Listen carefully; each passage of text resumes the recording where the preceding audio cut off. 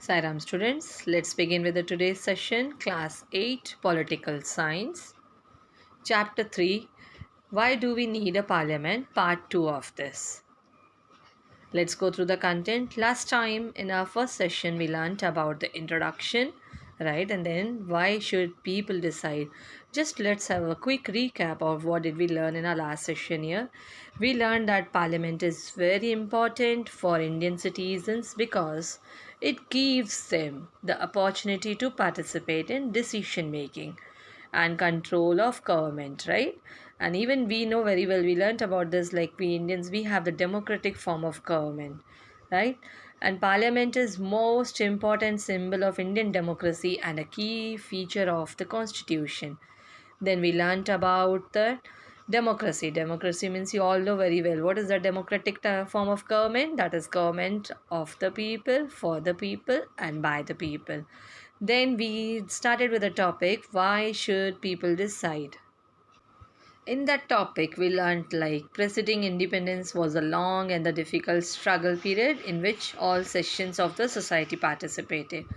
Then we saw that people from various backgrounds joined the struggle, correct? Even they were inspired by the idea of freedom, equality, and participation in decision making. Then we saw like during the colonial rule, people they were facing the numerous. The people were under the fear of the British government. Correct? They were facing numerous problems. But these all problems were solved by the freedom movement, right? That freedom movement changed the situation in our country, India. Then in 1885, the Indian National Congress demanded elected members in the legislature with the right to discuss the budget and ask questions. Then the Government of India Act 1909 allowed for some elected representatives. It was not for all the adults, all the citizens of India, but it was only for the some elected representatives, correct?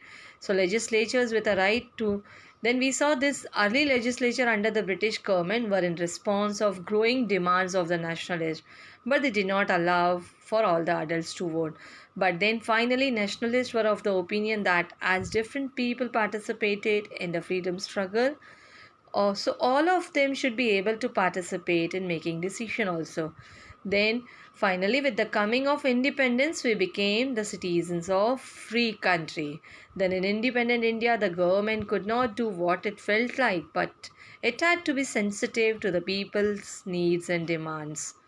Then the dreams and the aspirations of the freedom struggle were made concrete in the Constitution of Independent India.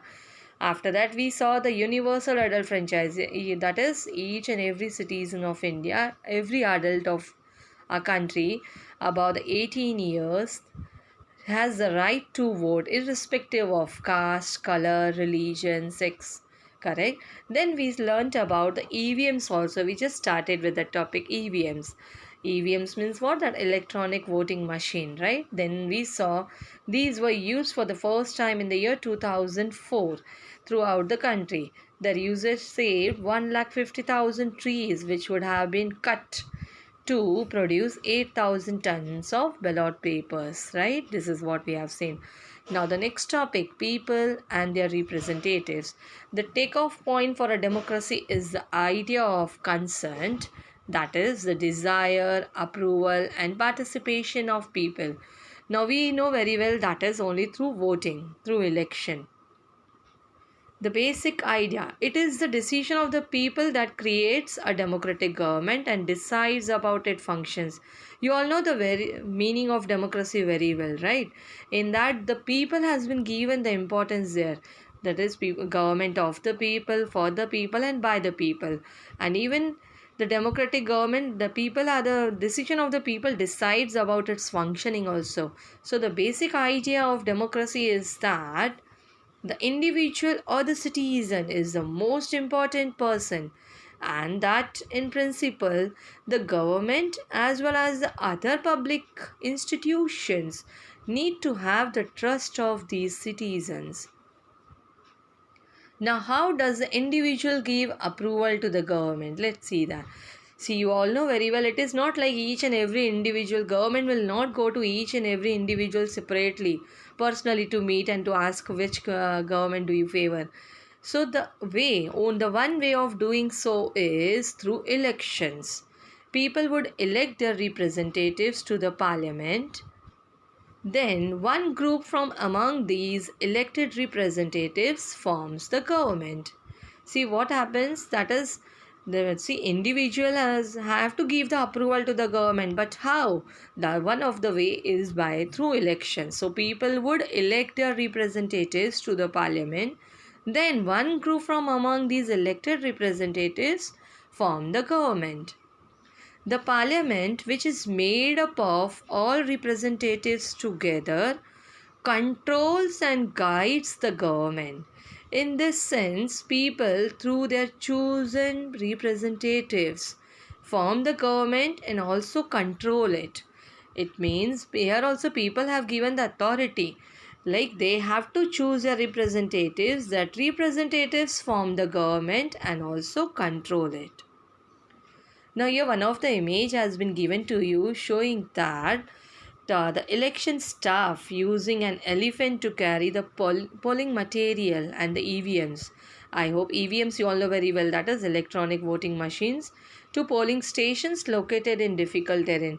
See, we know very well people were making the use of the buses and all this, but here we have seen in the difficult terrain where the land is not perfect, like people are, it's very difficult for the people to walk and all this there. Even the elephant has been used as to carry the polling stations, to carry their EVMs and even other polling material to the polling stations. The Parliament of India, that is Sansad, you can see the image has been given to you here, is the supreme law making institution. See, the Parliament of India is the supreme legislative body of the Republic of India. It is the legislature composed of the President of India and the two houses. It has two houses, that is the Rajya Sabha, that is included as a Council of States, and the Lok Sabha, that is House of the People. The President, in his role as head of legislature, has full powers to summon an either House of Parliament or to dissolve Lok Sabha. The President can exercise these powers only upon the advice of the Prime Minister and his Union Council of Ministers. So here you can see the Parliament of India is the supreme law-making institution, and it has two houses, that is the Rajya Sabha and the Lok Sabha. So those elected or nominated to either house of parliament are referred to as the members of parliament. Here the image of Rajya Sabha has been given to you. Rajya Sabha, that is the Council of States, with a total strength of 245 members, is chaired by the Vice President of India. Here Lok Sabha, the House of the People, with a total membership of 545, is presided over by the Speaker. You will be learning about the Rajya Sabha and Lok Sabha in detail also. Then now the role of the Parliament. Created after 1947, the Indian Parliament is an expression of the faith that the people of India have in principles of democracy. See, these are participation by people in the decision making process and government by consent. So, Parliament in our system has immense powers because it is the representative of the people.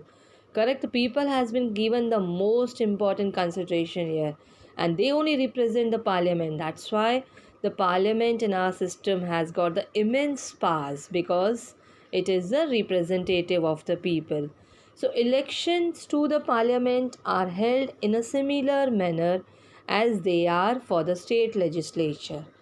The Lok Sabha is usually elected only once every 5 years. The country is divided into numerous constituencies as shown in the map. It is given in your textbook also in page number 41. You can go through the map. See, the constituencies of country has been shown here. Each of these constituencies elects one person to the parliament.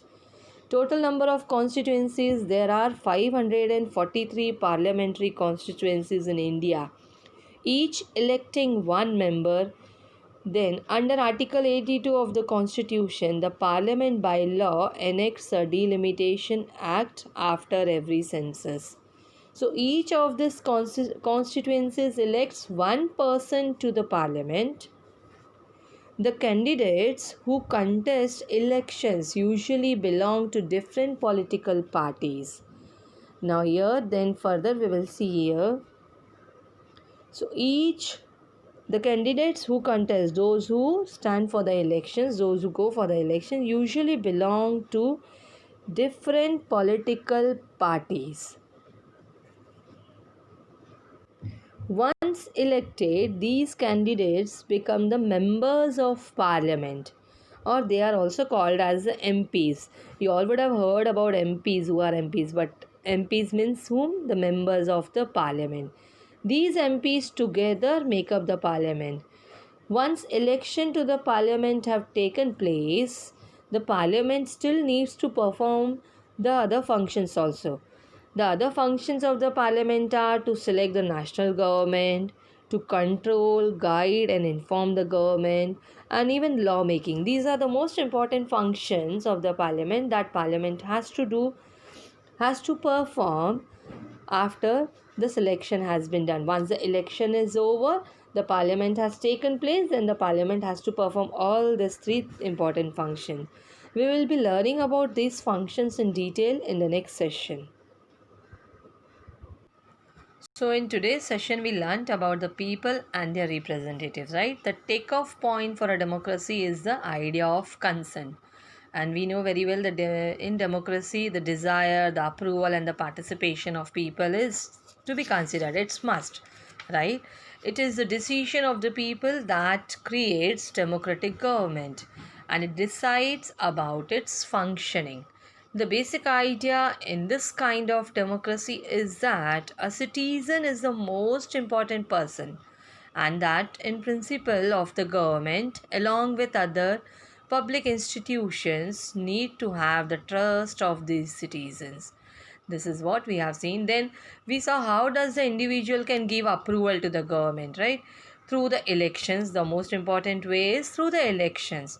People elect. See, you know very well, I can, as a citizen of India, I can vote to the representative to whom I feel, right, is the deserving one. Correct? So here the people, again through the elections, people elect their representatives to the parliament. After this, one group from among these elected representatives form the government. The parliament, which is made up of all the representatives together, controls and guides the government. Thus, people, through their chosen representatives, form the government and they also control it. This is what we have learned in that people and their representatives. Then we started with the next topic, that is the role of the parliament. The Indian parliament was created after 1947, right? Before that, Constitution Assembly was created in 1946, which started functioning as India's parliament after 15th August 1947. It stands for the expression of the faith for the people of India have in the principles of democracy. So principles of democracy speak of the participation by people in the decision making process and government by consent. Now, how is parliament constituted? We saw that also. The democratic government is created with the decision of people through elections, right? By election. There are two houses, and for the lower house, Lok Sabha, people directly elect representatives through elections, and upper house, Rajya Sabha, is indirectly elected from the state legislature.